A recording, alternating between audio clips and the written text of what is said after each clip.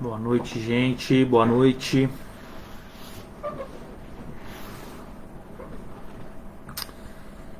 Já já a gente começa mais um discipulado. Já estamos conectados aqui no Facebook e também no Instagram. Hoje, dando sequência ao nosso estudo no livro de Jonas. Vamos dar aí 2 minutinhos para o pessoal ir entrando e a gente já começa.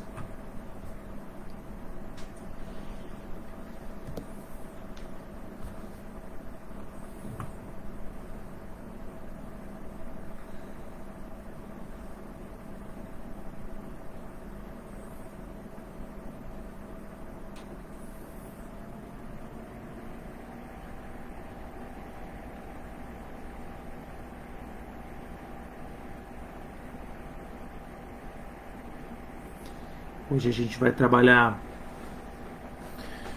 o livro de Jonas, capítulo 4.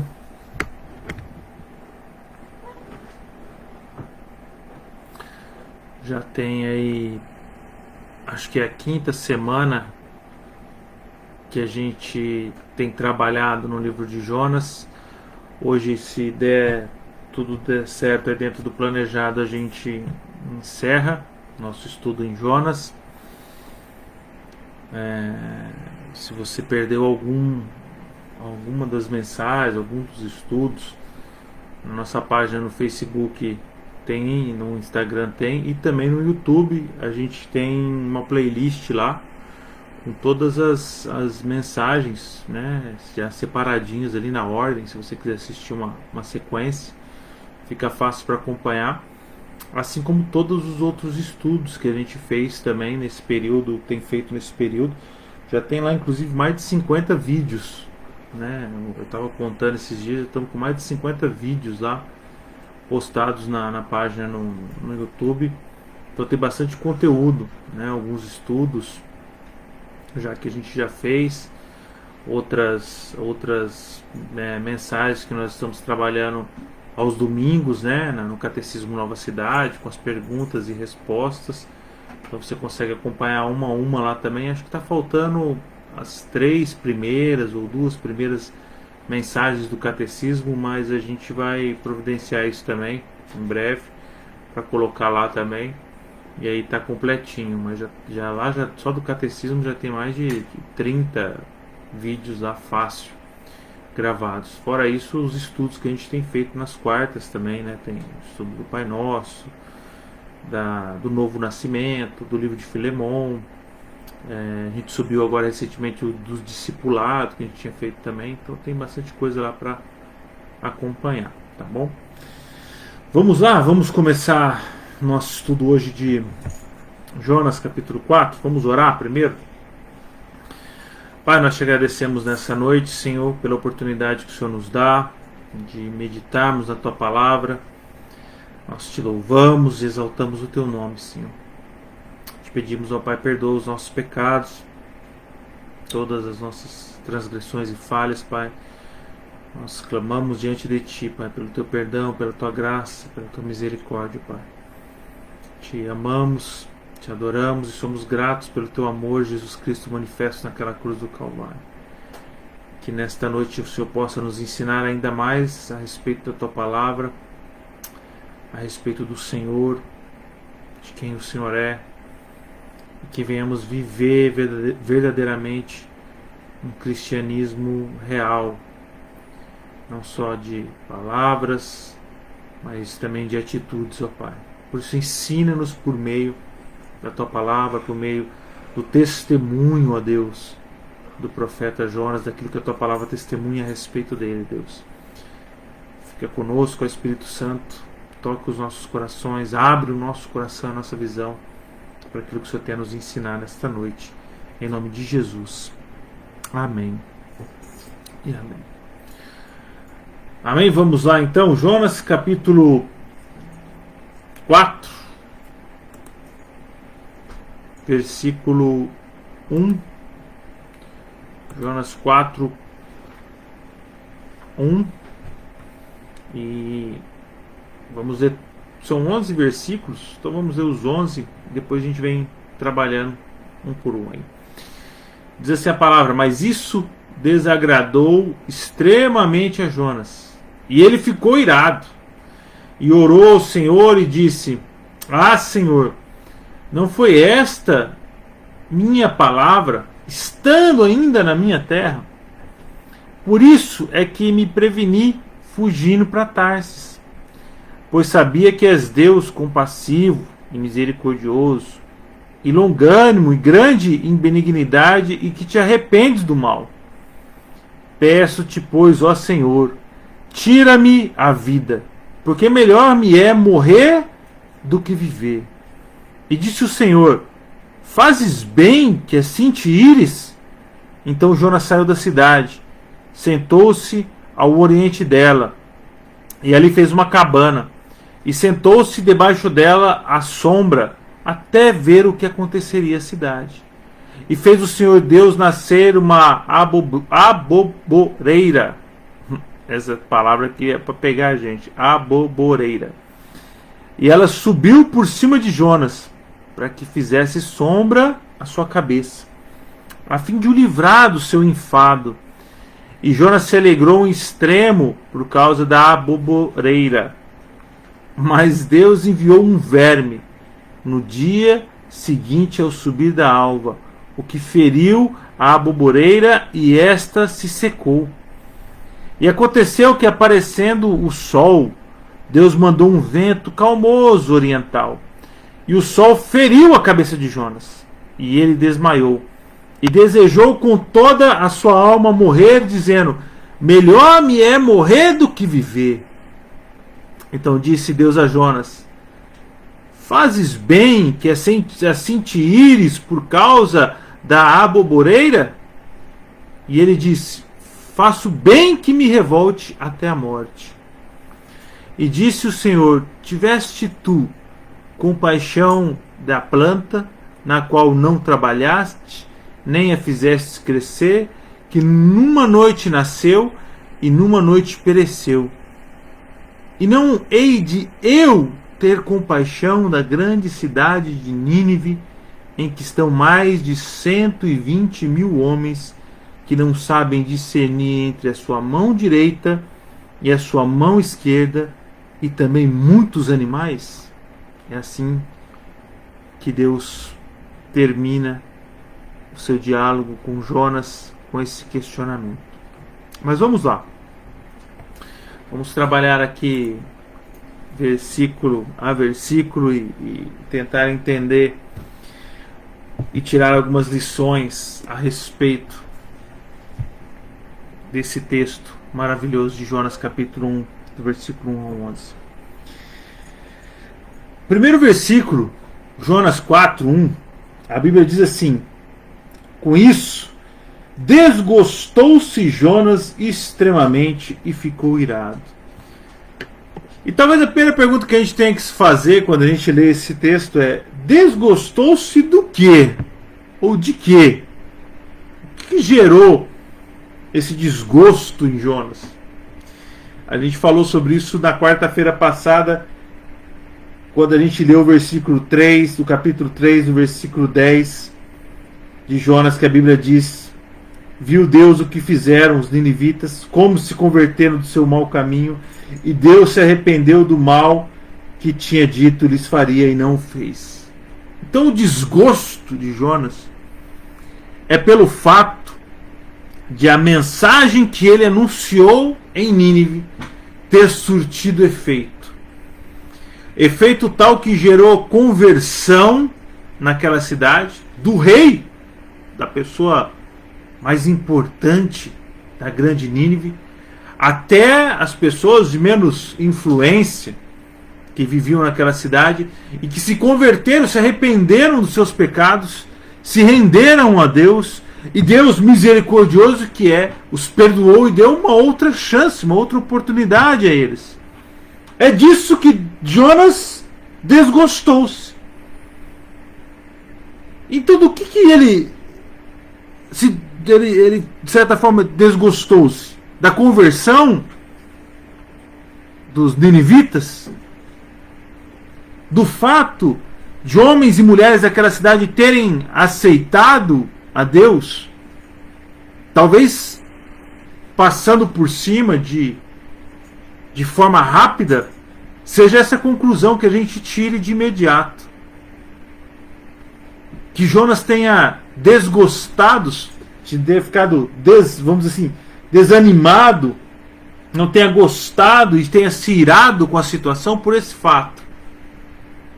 Mas o que está por trás disso tudo, o fim em si, não é a conversão dos ninivitas, mas a vontade de Deus. A vontade de Deus foi, vamos dizer assim, feita. Desde o início deste livro. Desde Jonas, capítulo 1, versículo 1, a vontade de Deus era que Jonas se levantasse, fosse até Nínive, a maior cidade do Império Assírio, pregasse o Evangelho, para que a conversão chegasse até aquela cidade e as pessoas aceitassem ou reconhecessem a sua situação pecaminosa, a vida pecaminosa que eles estavam levando, a vida de maldade que estavam levando, se arrependesse disso e pudessem encontrar salvação. Esta era a vontade de Deus. O desgosto de Jonas vai muito além desse pano de fundo que está ali, que é a conversão. Mas o que ele não estava percebendo nesse exato momento é que o seu desgosto ofendia inclusive a vontade de Deus. E quando a gente começa a olhar para isso e aplicar talvez isso para a nossa vida, quantas vezes nós não nos colocamos de certa forma chateados com Deus, desgostosos com a vontade de Deus, com aquilo que Deus faz, clamamos pela vontade de Deus, inclusive oramos como o Pai Nosso nos diz: seja feita a tua vontade. Mas quando a vontade de Deus é feita, talvez ela não agrade. Talvez nem sempre ela vá bater com a nossa vontade. Nem sempre aquilo que eu desejo é necessariamente bom. E por isso não vai estar em acordo com a vontade de Deus. O desejo de Jonas, como nós sabemos, era que Deus não exercesse a misericórdia com os ninivitas. Era que Deus não salvasse os inimigos de Israel. Era que Deus exercesse, sim, de certa forma, juízo sobre eles e destruísse Nínive. Mas essa não era a vontade de Deus. E quando Deus exerce a sua vontade, isso desagrada o profeta, a ponto dele ficar irado. E a palavra irado aqui até fala de uma mudança inclusive de feição, dele ter ficado vermelho, fervendo, ardendo em chama de ódio. Porque Deus exerceu a sua vontade, a sua soberania de salvar Nínive. E olha como que o versículo 2 revela o tamanho da ira de Jonas e da raiva que ele estava sentindo. E orou ao Senhor e disse: Ah, Senhor, não foi isso o que eu disse estando ainda na minha terra? Por isso me adiantei, fugindo para Tarsis. E vamos parar por aqui por enquanto. Jonas revela o motivo da sua fuga, que nós já estudamos lá no primeiro dia. Ele disse: eu sabia o que o Senhor ia fazer. Eu sabia porque eu lhe conheço. E eu me antecipei, eu tentei dar um jeitinho para mudar a sua vontade, para impedir que a vontade do Senhor fosse feita, fugindo para Tarsis. Eu não fugi por qualquer motivo, porque na verdade eu vou para Tarsis porque eu acho que lá o sol é mais... As praias são mais gostosas, lá a vida é melhor, lá as coisas são mais legais, o povo de lá é mais bacana. Não! O motivo da fuga de Jonas é revelado no capítulo 4, no versículo 2. Quando Jonas diz: eu tentei impedir que a sua vontade fosse feita, me antecipando e fugindo a Tarsis, que ficava provavelmente na região da Espanha, como a gente inclusive já ministrou na primeira mensagem. E por que ele faz isso? Por que ele toma essa atitude? Olha, ele vai revelar. Pois sabia que és Deus clemente e misericordioso, e tardio em irar-se, e grande em benignidade, e que te arrependes do mal. Jonas então nos diz, ele diz para Deus inclusive: eu fugi porque eu sabia que o Senhor ia perdoar esse povo mau, mal aos meus olhos. Eu fugi porque eu sabia que o Senhor é amoroso. E eu achava que eles não eram dignos de serem perdoados, que eles não eram dignos de serem alcançados pela sua benignidade, que eles não eram dignos de serem alcançados pela sua misericórdia, que a única coisa que eles não mereciam era, na verdade, que o Senhor os perdoasse, mas que sim, que o Senhor usasse da sua ira e os julgasse, destruindo-os.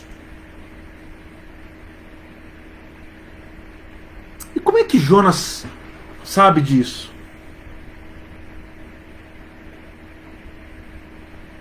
Como é que Jonas sabe que Deus é um Deus? Porque ele está dizendo: eu sabia que és Deus clemente. Eu sabia que tu és misericordioso. Eu sabia que o Senhor é tardio em irar-se. Eu sabia que o Senhor é grande em benignidade. Como é que ele sabe disso? Só porque alguém contou para ele? Porque ele leu em algum livro? Porque ele leu em algum texto? Jonas sabia disso porque, como povo de Israel, como nação de Israel,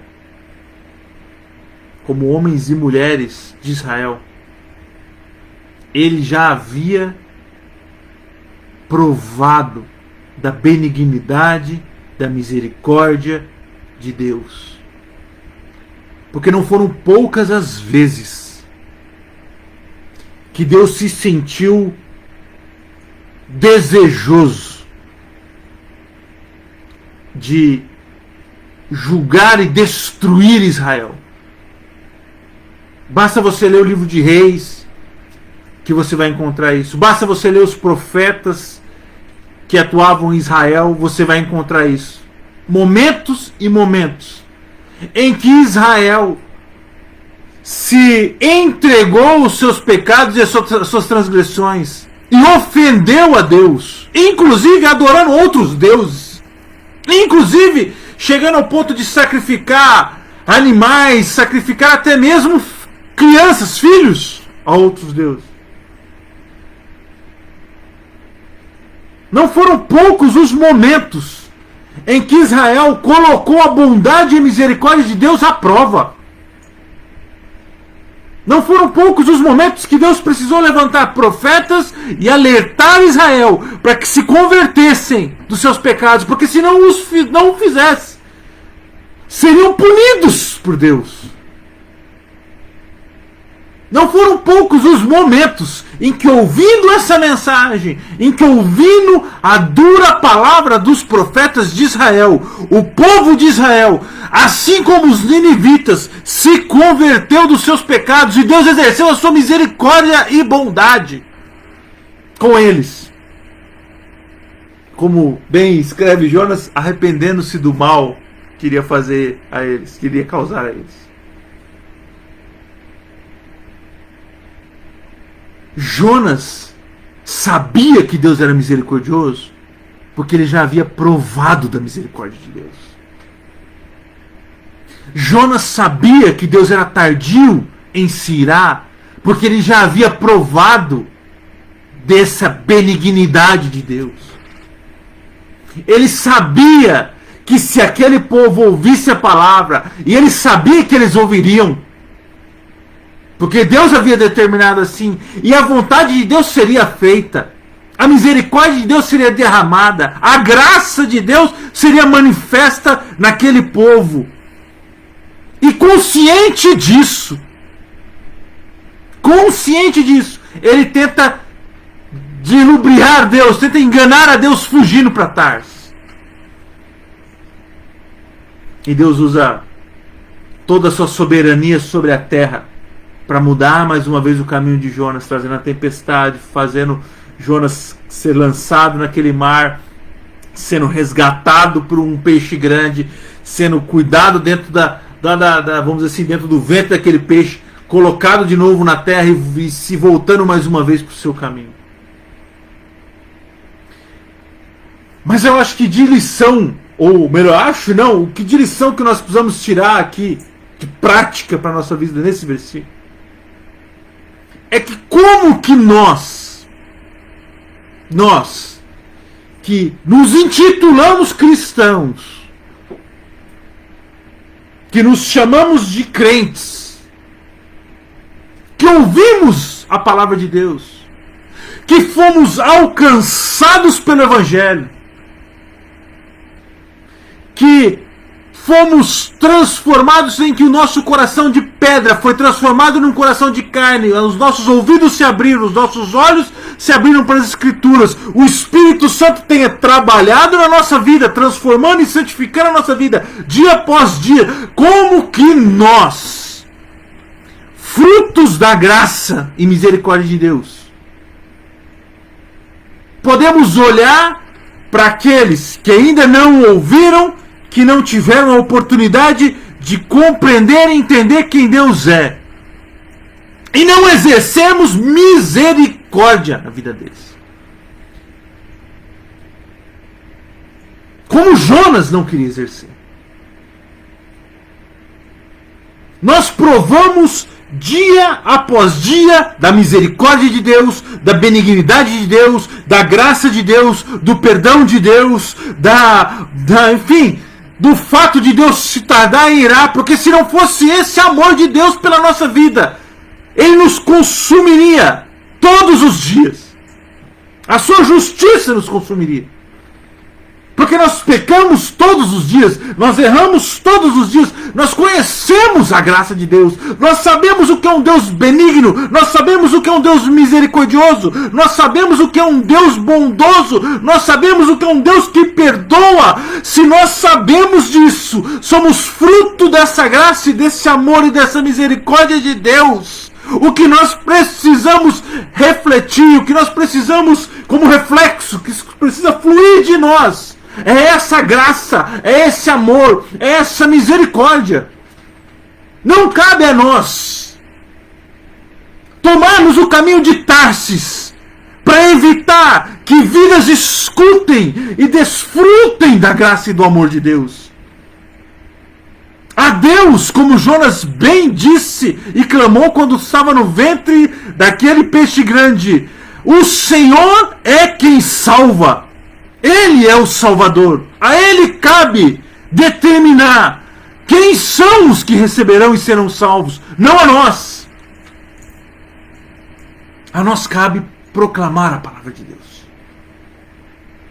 A nós, enquanto filhos que foram resgatados das trevas, homens e mulheres que foram resgatados das trevas, cabe anunciar o Evangelho, proclamar as boas novas, proclamar o ano da redenção, da salvação, proclamar a esperança de Deus.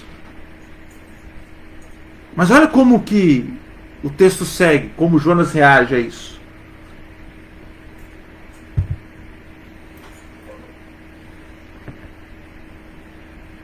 No versículo 3 ele diz: peço-te, pois, ó Senhor, tira a minha vida, porque melhor me é morrer do que viver.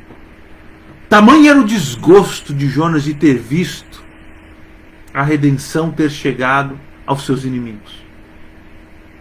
Eu prefiro morrer a ver os meus inimigos provarem da bondade e benignidade do Senhor. Nós estamos falando de um profeta que era profeta mesmo, que ouvia a voz de Deus e que o que ele falava se cumpria. Não era balela, não era conversa fiada, não é profetada, como a gente fala. Não, o que ele dizia acontecia. E aí você vê esse mesmo sentimento dentro do profeta.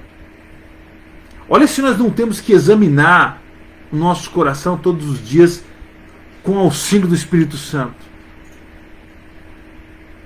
Olha o risco que nós corremos de alimentar algo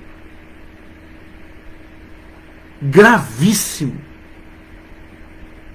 que pode nos, inclusive, levar a não abrir os nossos lábios e proclamar o Evangelho a quem Deus tanto quer que escute. E o versículo 4, Deus responde a ele: e disse o Senhor, é razoável essa tua ira? Tipo, é para tanto, Jonas?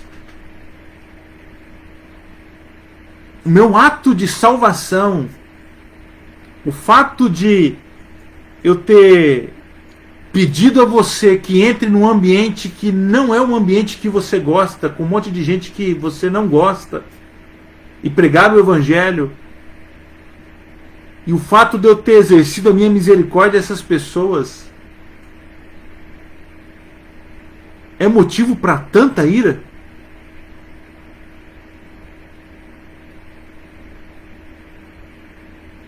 Que tipo de sentimento nós temos alimentado no nosso coração?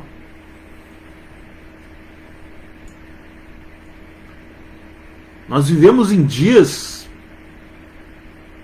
extremamente difíceis de embate e de ódio, onde o discurso de ódio, seja do lado que estiver vindo, se transformou como regra. Você precisa escolher um lado para odiar,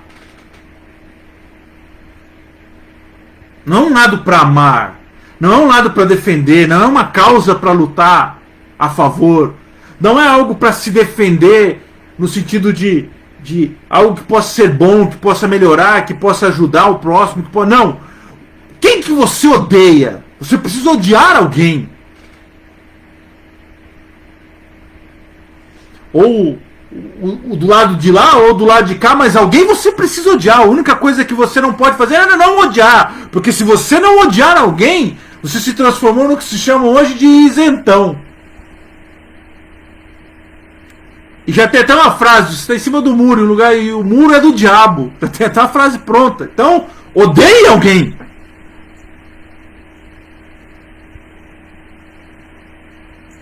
Alguém tem que ser o seu inimigo. E o que nós vemos no livro de Jonas é Deus pegando o seu profeta e dizendo a ele: se levanta, entra na cidade de Nínive, capital do Império Assírio, seu inimigo, o inimigo de Israel, a minha nação, e anuncia o Evangelho para eles.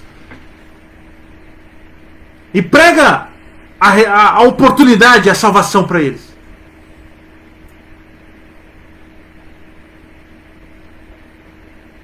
Que coisa difícil de se imaginar nos dias de hoje.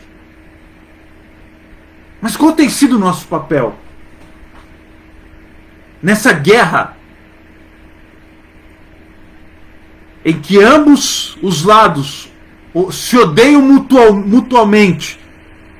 Qual tem sido o nosso papel? Estimular o ódio ou buscar anunciar o Evangelho, o amor de Deus e a salvação? Qual tem sido o papel da igreja? O que tem saído dos lábios da igreja? Que tipo de oração nós estamos fazendo?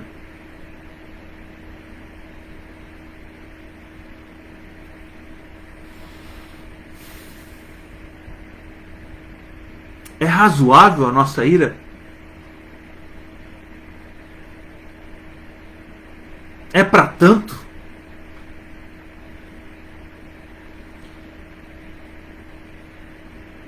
Versículo 5. Então Jonas saiu da cidade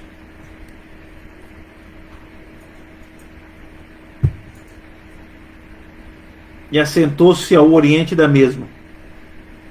E ali fez uma enramada, uma cabana, e repousou debaixo dela à sombra até ver o que aconteceria à cidade.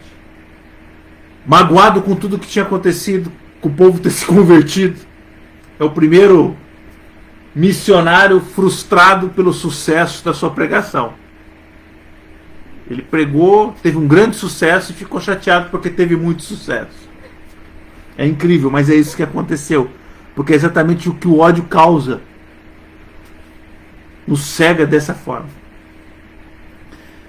Ele sai dali, sobe até um monte ali, um lugar ali perto, pega uma galhada.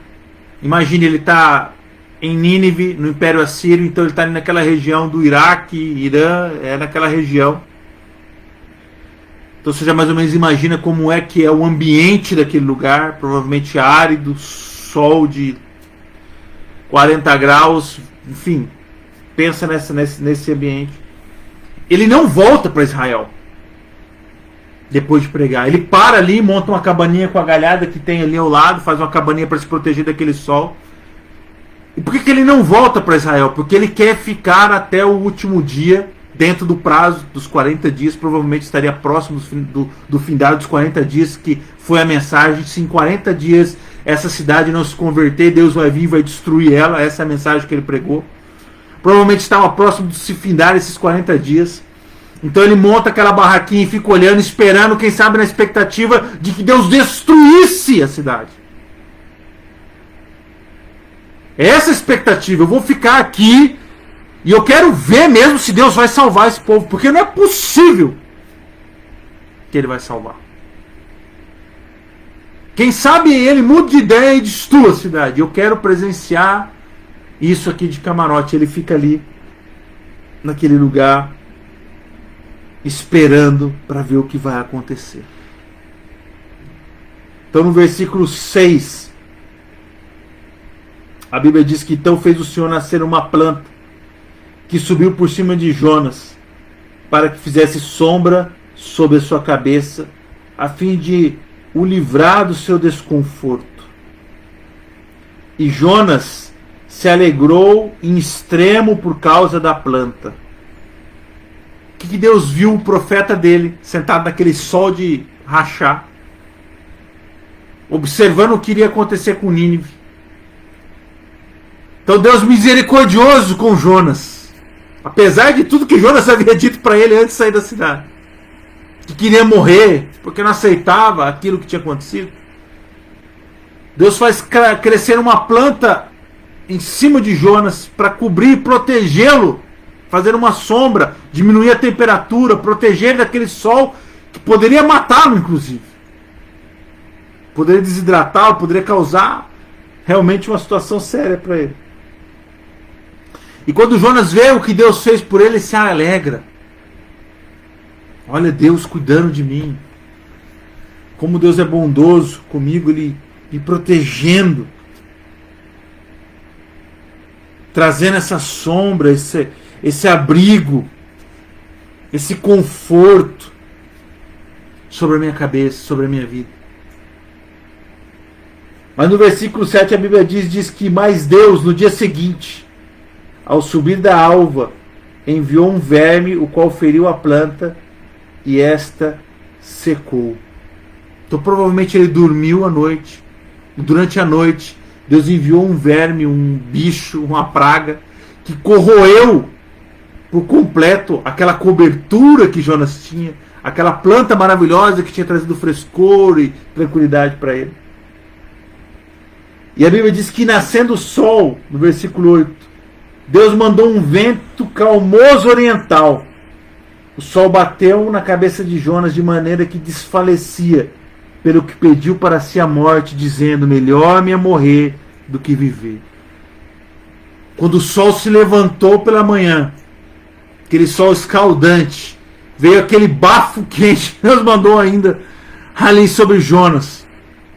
E começou a queimar a cabeça de Jonas, ferver aquele calorzão, e ele já começou a ficar até zonzo, perdendo o sono.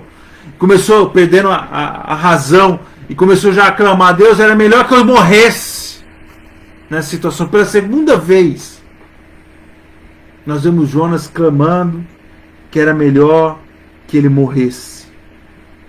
E no versículo 9 Deus diz: então perguntou Deus a Jonas: é razoável esta tua ira por causa da planta? Olha que interessante a pergunta de Deus agora para Jonas. Pela segunda vez Jonas disse que era melhor que ele morresse. A primeira foi quando Deus poupou o povo de Nínive. E ele diz: era melhor que eu morresse a ver isso ter acontecido. Agora, Deus mostrando a sua soberania sobre a natureza, criando uma planta do nada, destruindo ela da noite para o dia. Isso chateia Jonas tanto. O fato de Deus ter tirado esse conforto dele, de ter tirado essa cobertura que estava sobre a vida dele, que o protegia do sol e das dificuldades ali do deserto, daquela situação toda.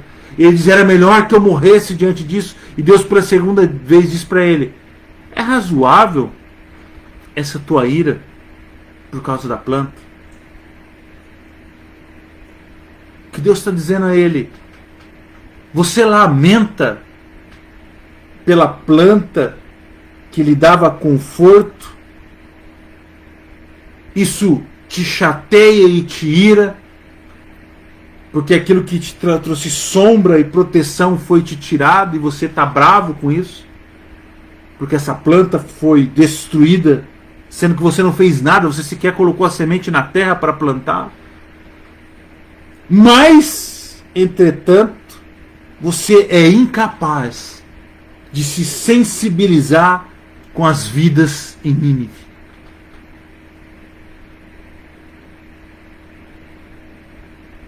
É razoável, Jonas, essa tua ira?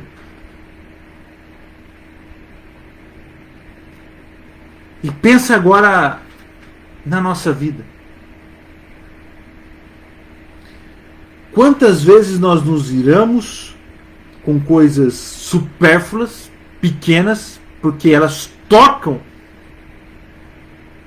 o nosso ser diretamente. Mas somos insensíveis com coisas maiores e mais importantes, porque elas simplesmente não dizem ou não estão conectadas à minha vontade ou aquilo que eu quero e acredito.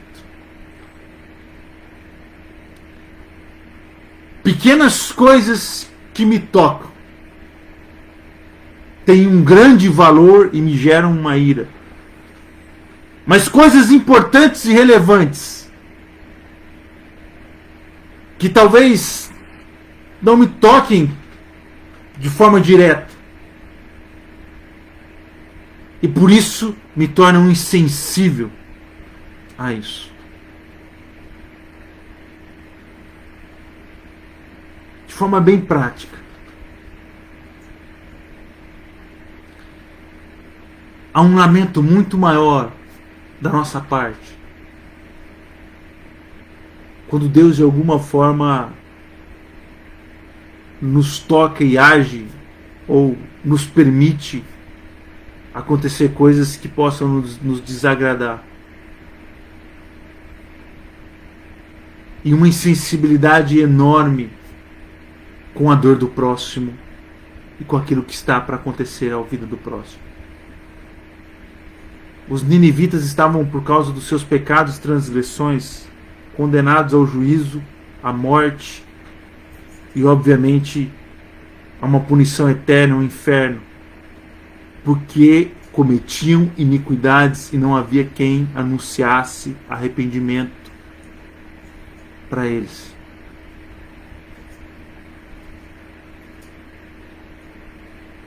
Mas isso para Jonas não era tão importante quanto o fato daquela planta que o protegia e o guardava.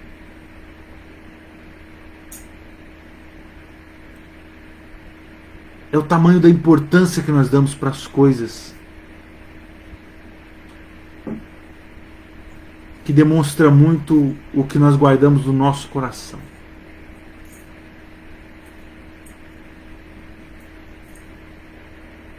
Que demonstra muito o efeito que o Evangelho tem feito na nossa vida.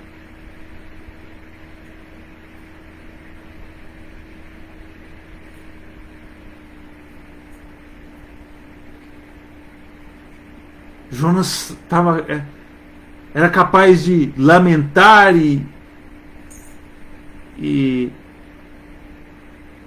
desejar até a morte por um benefício tão pequeno que Deus havia lhe tirado. Mas não conseguia ser sensível o suficiente à causa dos ninivitas.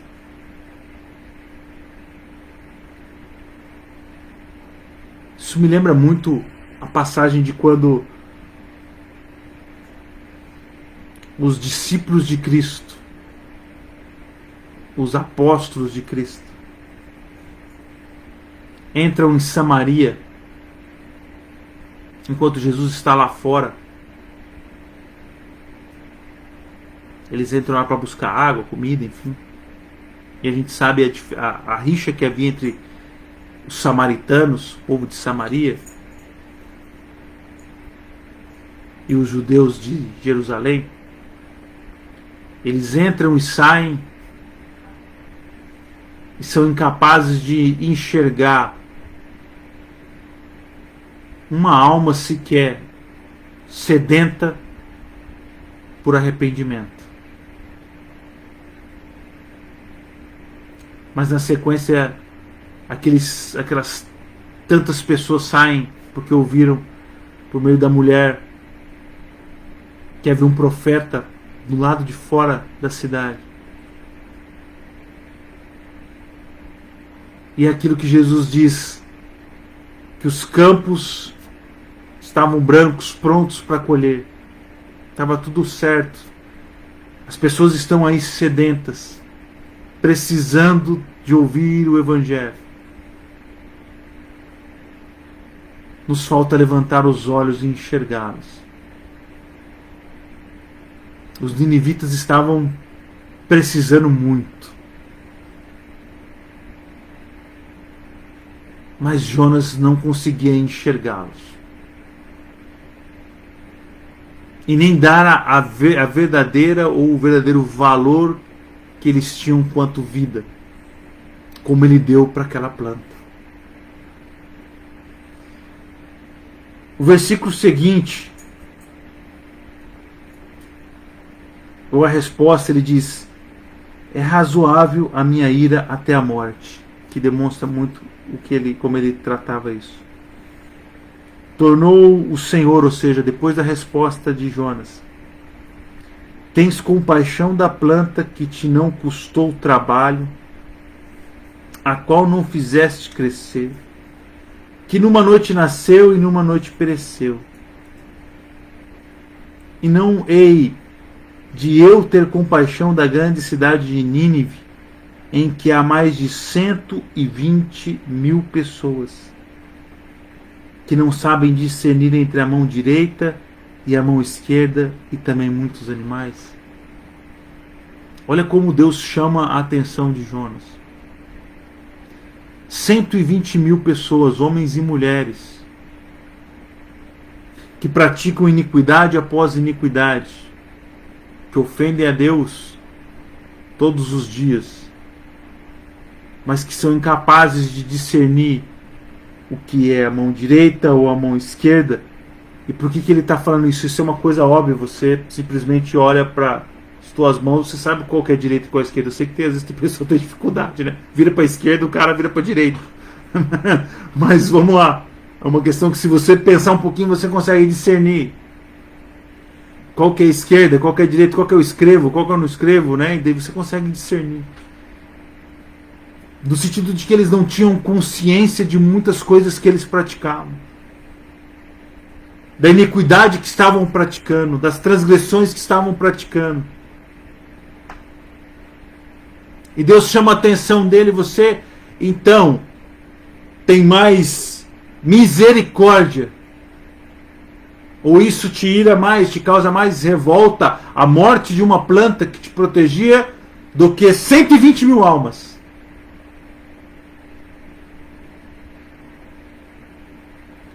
O que Jonas também não entendia é que o que Deus estava fazendo ali era, inclusive, postergando aquilo que iria acontecer alguns anos depois, que era quando o Império da Síria iria dominar Israel. De certa forma, ele estava trazendo um alívio momentâneo com aquela conversão a Israel. Uma oportunidade, inclusive, para Israel se ver livre por um período, que ainda que fosse, de toda a dureza do exército assírio.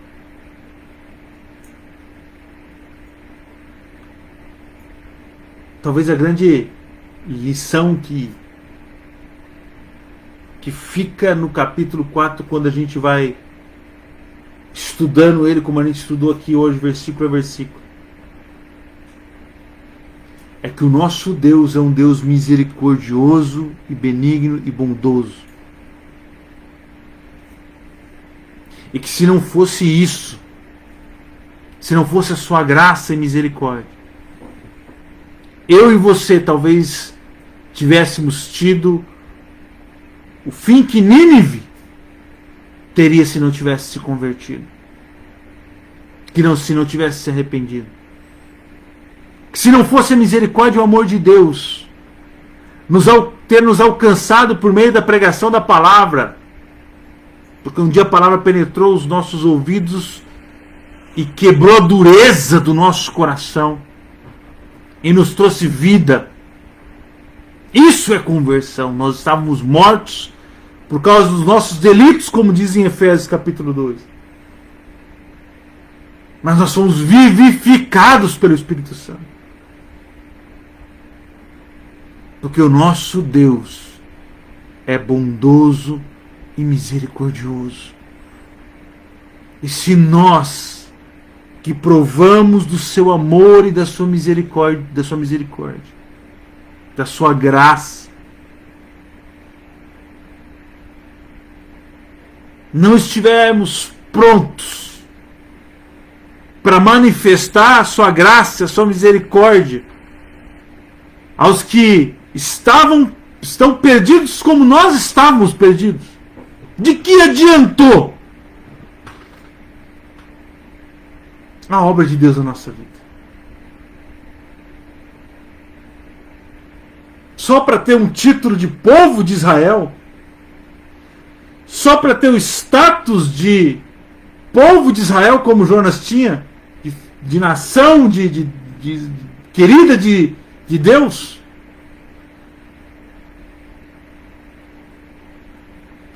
Para que serviu a misericórdia de Deus na nossa vida?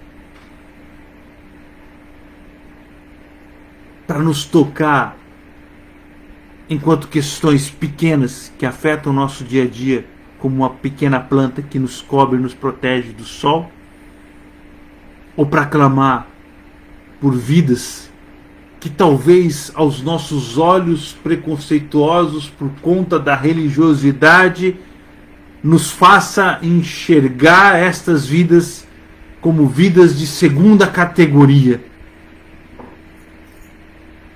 mas que para Deus, como nós vemos em Jonas capítulo 3, tem importância.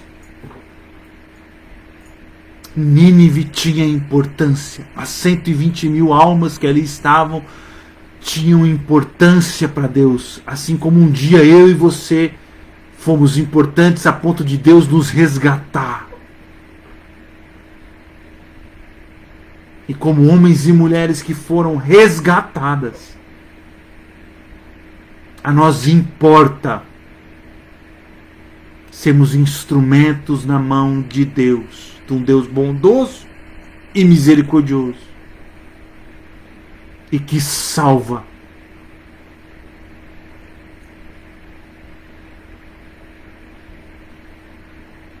É preciso superar todas essas iras e começar a enxergar como Deus enxerga os seus filhos e filhas. Homens e mulheres que estão espalhados por esse mundo, aguardando a manifestação dos filhos de Deus, aguardando a pregação do Evangelho. Não é a pregação do moralismo, não é a pregação de uma filosofia moral e ética perfeita, não. É a pregação do Evangelho. Lembre-se, a palavra de Jonas, a palavra que Jonas pregou, nós falamos sobre isso em Jonas capítulo 3, era simples e dizia o seguinte: ainda 40 dias e Nínive será subvertido.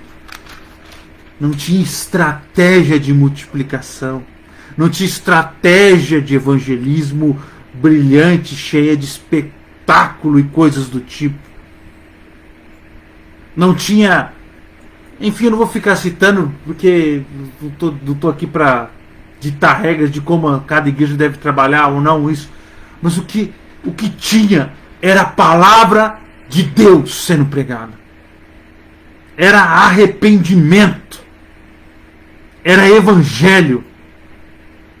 Ainda que no Velho Testamento. Ainda que no Velho Testamento. Mas era a graça e a misericórdia de Deus sendo manifesta. O amor de Deus sendo manifesta nos inimigos de Israel. Não nos amigos. Não nos chegados. Não para o grupo íntimo.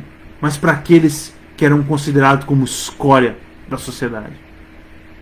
E como Paulo escreveu a Tito no capítulo 3, como nós éramos odiosos e odiando uns aos outros. Esses éramos nós quando fomos resgatados. E talvez nos falte lembrar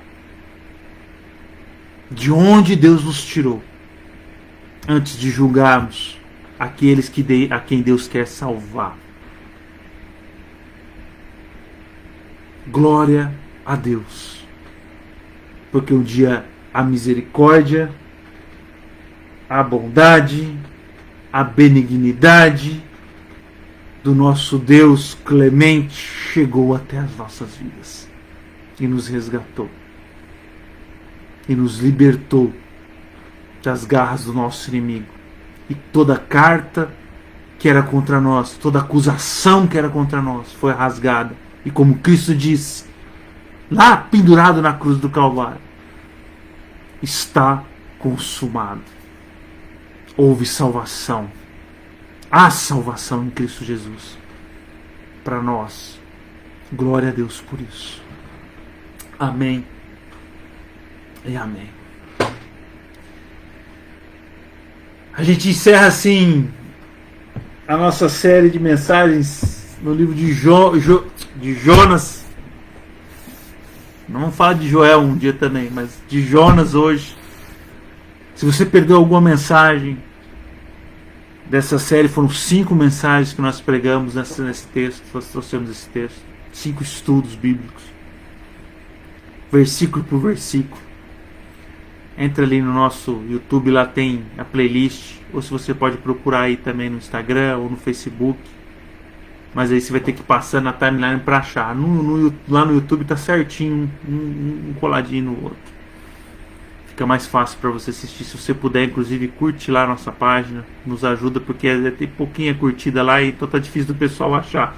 mas aí na bio do Instagram tem o link, e no Facebook também tem o link do YouTube, tá bom? Se puder, compartilha lá também, nos ajude nesse sentido. Vamos orar para encerrar? Pai, nós te agradecemos pela tua palavra nessa noite, que é fiel e eficaz. Nós te louvamos porque ela é luz para o nosso caminho, lâmpada para o nosso caminho, Senhor. Tem iluminado a nossa caminhada, tem nos dado a direção, Pai. Eu lhe peço a Deus que essa palavra possa gerar transformação no coração dos teus filhos e filhas.